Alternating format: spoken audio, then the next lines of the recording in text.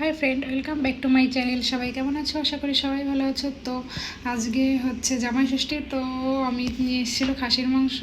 ভাবলাম তোমাদের সাথেও শেয়ার করি, তো ভিডিওটা লাস্ট পর্যন্ত দেখতে থাকো। আর এদিকে ইউভানের জন্য খিচুড়ি রান্না করা হচ্ছে, আর আমি আলুটা লাল লাল করে ভেজে নেব।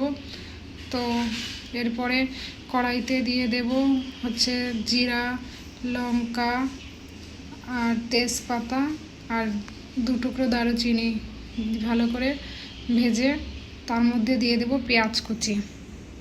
লাল লাল করে পেঁয়াজ কুচিটা ভেজে নিতে হবে।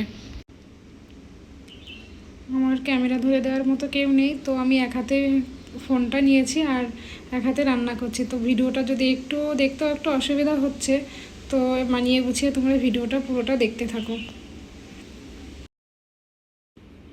পেঁয়াজটা দিয়ে দেবো। পেঁয়াজটা ভালো করে লাল লাল করে ভেজে নিতে হবে 5-6 মিনিট ধরে।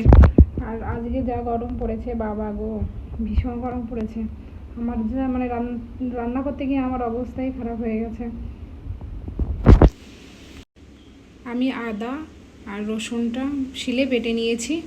আর এদিকে হচ্ছে যে শুকনো লঙ্কা আর জিরেটা আমি শুকনো খোলায় একটু টেলে নিয়েছি, মিক্সচারে দিয়ে দিয়েছি। ওটাই মিক্সচারেই বেটে নেব।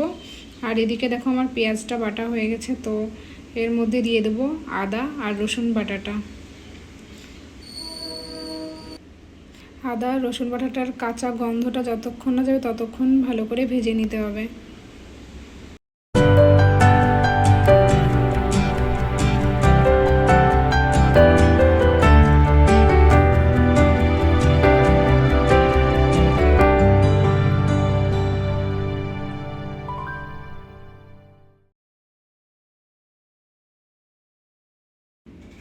আদা আর রসুনের কাঁচা গন্ধটা চলে গেলে আমি ওই যে মিক্সচারে বেটে নিয়েছি শুকনো লঙ্কা আর জিরে বাটা, ওটাই ঢেলে দেবো।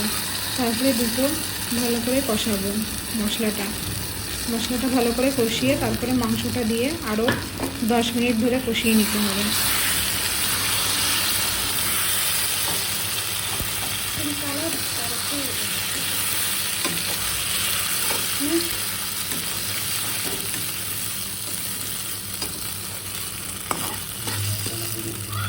জল দিয়ে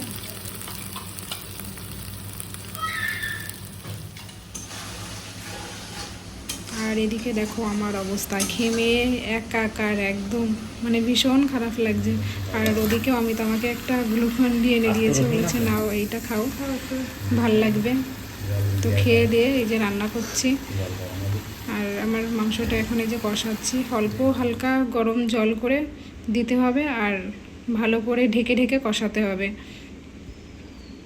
আর জলটা এদিকে আমি ফুটিয়ে নিচ্ছি। জল ফুটিয়ে প্রেশার কুকারের মধ্যে দিয়ে দিয়েছি। এটা 6টা সিটি মারবো। তারপরে এই যে দেখো হয়ে গেছে। এবার আমি গরম মশলা দিয়ে ব্যাস হয়ে যাবে আমার রান্নাটা কমপ্লিট। তো আমার ভিডিওটা কেমন লাগলো অবশ্যই কমেন্ট করে জানিও।